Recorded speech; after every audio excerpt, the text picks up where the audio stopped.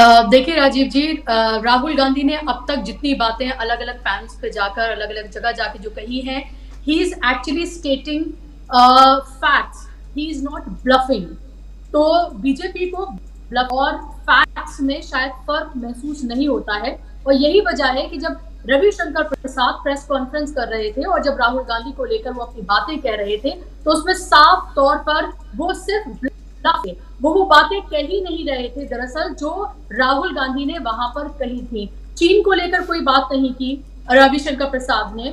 आप ये देखिए कि उन्होंने आरएसएस को लेकर कोई बात नहीं की, जिसको लेकर एक तरह से हार किया है। और राहुल गांधी ने जो भी बातें कही हैं वो कोई अलग निराली बातें नहीं कही, वो ये तमाम बातें लगातार हिंदुस्तान की धरती से कहते रहे हैं। उन्होंने वहां जाकर उसको रिइंस्टेट किया है और उसको ज्यादा मजबूती से कहा है।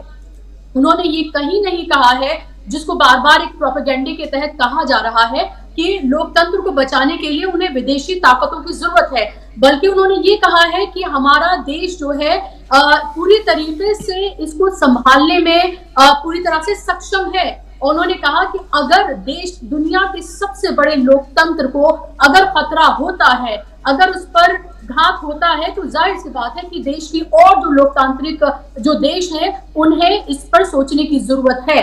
तो उन्होंने ये कहा है, उन्होंने आरएसएस को लेकर उन्होंने प्रहार किया है। उन्होंने कहा है कि एक फांसीवादी कट्टरपंथी संस्था जिसने जो अलग अलग जो हमारे 4 स्तंभ हैं उनको कब्जे में ले लिया है, और जो लोकतांत्रिक स्पर्धा है उसका स्वभाव भी पूरी तरीके से बदल दिया गया है। तो इसमें कौन से ऐसे फैक्ट्स हैं? डिमोनेटाइजेशन की उन्होंने बात कही है। जाहिर सी बात है, रातों रात 8 बजे आकर प्रधानमंत्री जी बिना विपक्ष से बात किए, बिना इस पर डिस्कशन किए अगर इसको लोगों के सामने रख देते हैं और फिर लोग अपना ही पैसा लेने के लिए लाइनों में खड़े हो जाते हैं, इसको जाकर वो वहां पर कह देते हैं, तो इसमें इतनी बिलबिलाहट इसलिए है और इतनी बौखलाहट बीजेपी में इसलिए है क्योंकि राजनीति सच्चाई है। और ये एक ऐसी सच्चाई है कि आप इस पर जितना पर्दा डालेंगे, जितना इसको ढकने की कोशिश करेंगे, ये और ज्यादा बाहर निकल कर आएगी। वो कहते हैं ना कि अगर जख्म को आप ढक दें तो वो ठीक नहीं हो जाता है बल्कि नासूर बन जाता है। तो बीजेपी को ये समझने की जरूरत है कि जितना उसको ढकने की कोशिश करेंगे उतना बार बार अलग अलग मौकों से ये सामने निकल कर आएगा।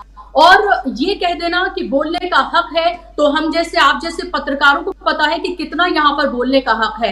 राहुल गांधी जैसे और महुआ मोइत्रा जैसी जो सांसद है उनको पता है कि पार्लियामेंट में उन्हें कितना बोलने का हक है और कितनी उनकी बातों को सुना जाता है और कैसे म्यूट कर दिया जाता है और पेगासस कैसे उनके मोबाइल में इंस्टॉल कर दिया जाता है। और अगर ये फैक्ट्स नहीं है तो इन फैक्ट्स पर डिबेट की जाए। बीजेपी को अगर लगता है कि ब्लफिंग कर रहे हैं राहुल गांधी, अगर उन्हें लगता है कि देश को बदनाम कर रहे हैं, तो 1 to 1 क्यों नहीं इस पर डिबेट कर ली जाती है।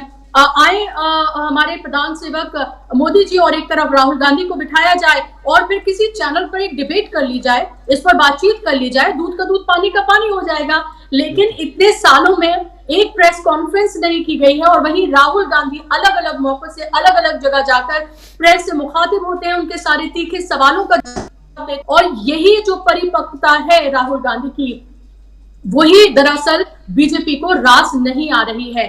चाइना की बात पर कोई जवाब नहीं देंगे, लेकिन राहुल गांधी को लेकर, राहुल गांधी के चाइना से रिश्तों को लेकर झूठे मीम्स बनाकर लोगों तक पहुंचाए जाएंगे, लेकिन जो असली जवाब है वो नहीं दिया जाएगा, पार्लियामेंट में भी नहीं आएगा। और यही बात लगातार राहुल गांधी अलग अलग जगहों पर जाकर कह रहे हैं, और यही वजह है कि आगे आने वाले दिनों में और आपको देखने के लिए मिलेगा कि किस तरह से इन तमाम चीजों में अब आप क्या इसको डिनाई कर सकते हैं कि आदिवासियों पर, दलितों पर, अल्पसंख्यकों पर, इन पर हमले नहीं हो रहे हैं, इनके अधिकारों का हनन नहीं हो कर किया जा सकता है। यही बात अगर राहुल गांधी ने वहां जाकर बोल दी, तो आप ये बताइए कि अगर ये आज का दौर इंटरनेट का, सोशल मीडिया का दौर, कोई बात किसी से छिप सकती है कि अगर उन्होंने वहां जाकर नहीं कही होती तो ये पर्देदारी जो है उस पर पर्दा पड़ा रहता और ये बात वहां तक नहीं पहुंचती। He is just saying it again. That's it.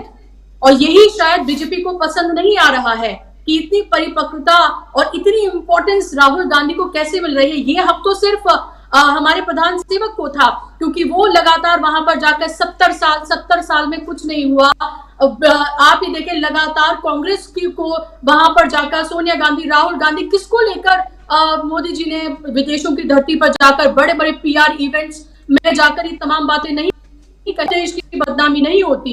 लेकिन अगर फैक्ट्स विदेश की धरती पर एक प्रोग्राम में जाकर राहुल गांधी